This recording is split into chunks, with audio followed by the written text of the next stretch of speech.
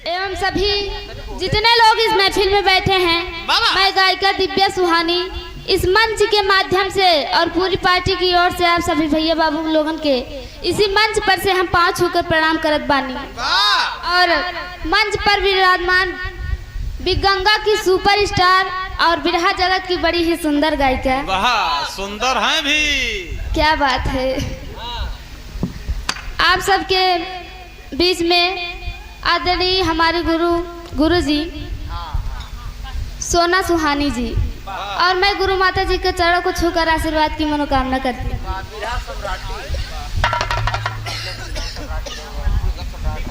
आइए कार्यक्रम की शुरुआत में माँ की स्तुति है। मार साहब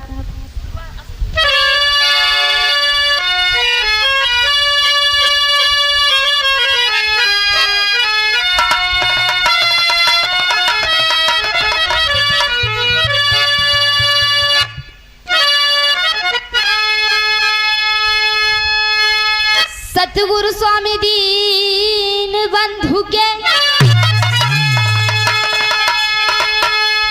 अब सदा झुकई मात, दुखिया न ऊपर दया कर जय हो दीना।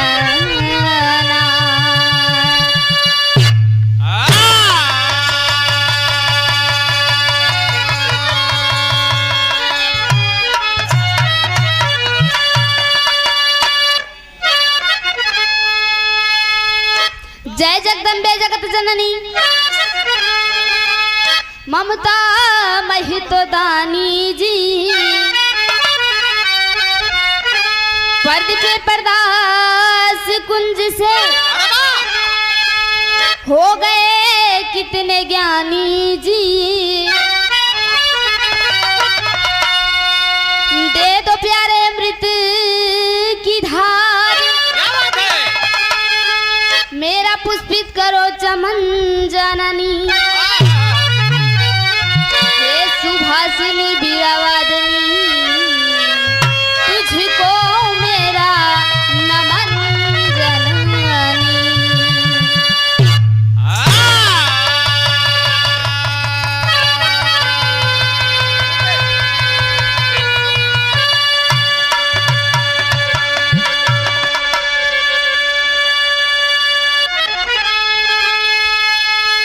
सागर संसार में नाव बड़े मझधार, जीवन के नैया के सतगुरु आप ही खेवनहार। बाह पकड़ मुझे उबार लीजिए, सतगुरु हैं सरकार।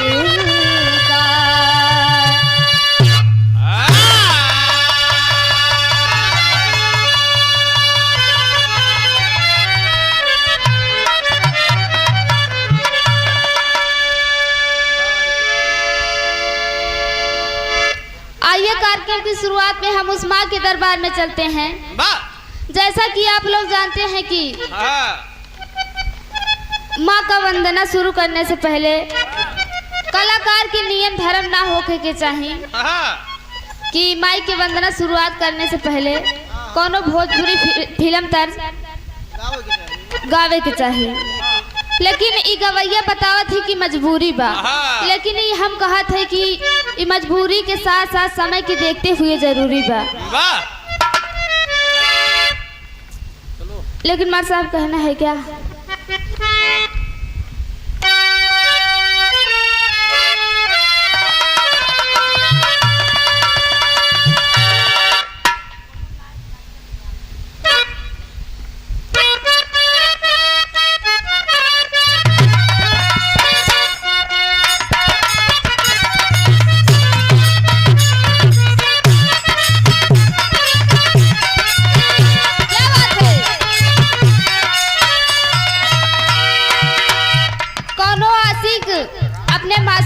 सुंदरता के वर्णन करा था। कैसे मास्टर साहब?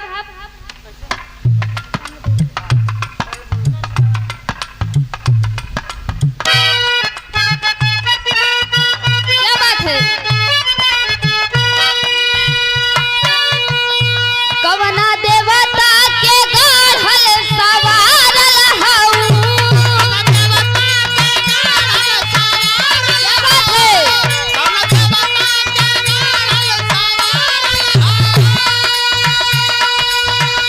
केकरा खातिर जमीन पे उतारल हऊ।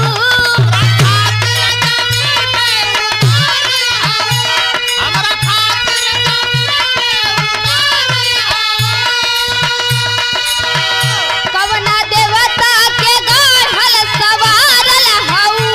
हमरे खातिर जमीन पे उतारल हऊ। हमरा अखियाँ बकैले दीवाना ये जाना। बाड़ुआ न मोल, बाड़ुआ न मोला ऐसन खजाना।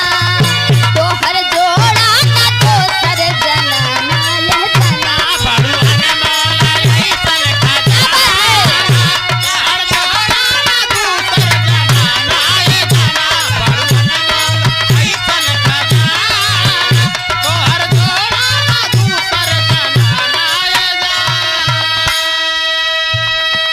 लेकिन इता उतर्ज रहल। इसी के भाव में माँ का वंदना कोनो बिटिया माई के फरियाद कैले है और बिटिया कहा था कि तुम आई इतना ऊंचे पहाड़ों पे बस गईलू, आज तोहे आवे पड़ी, यह हमार लाज बचावे पड़ी। कैसे मार साहब बिटिया कहा था?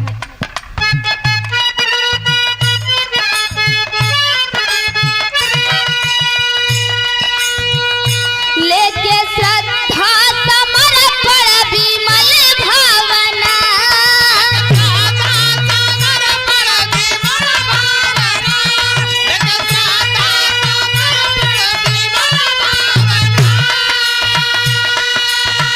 हो मैया चरणन के तोहरे करी वंदना।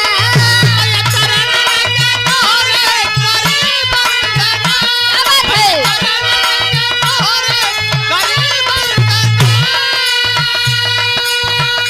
लेके श्रद्धा समर्पण विमल भावना। मैया चरणन के तोहरे करी वंदना। आव जगदम्बा सुन के दुहाई ए माई।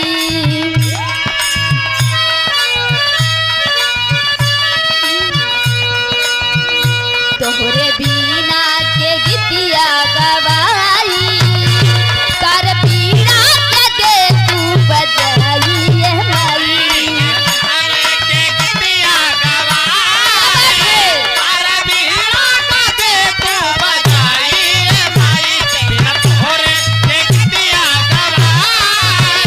कर पीड़ा के दे तू।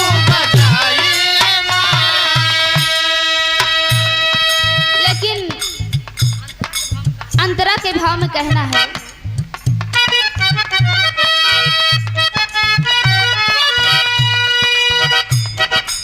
स्वर में समा जाया के दे गिनिया। हर सत सरगम में ढाल के। क्या बात है?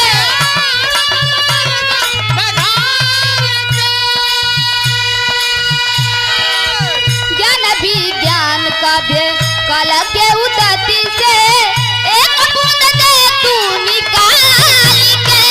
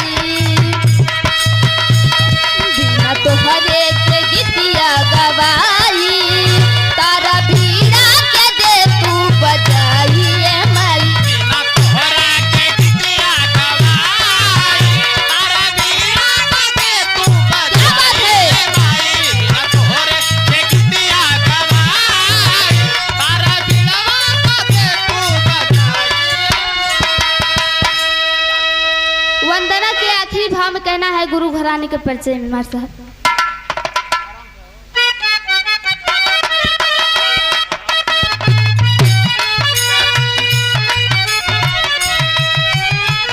गुरु पंधारी बुदुल स्वर्गवा में गईले, गुरु सोना सुहानी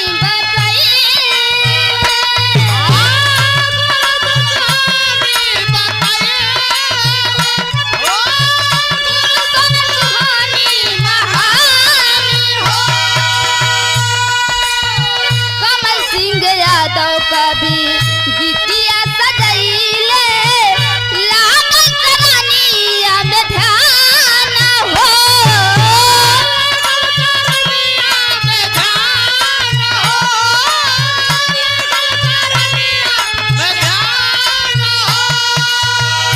प्रीत दिव्या सुहानी के तोहते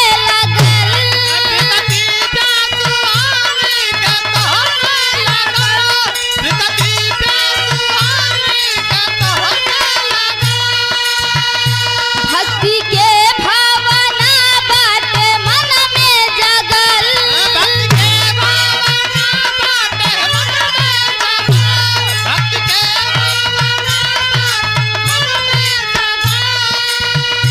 प्रीत दिव्या सुहानी के तोहते लगल, भक्ति भावना मन में बाटे जगल।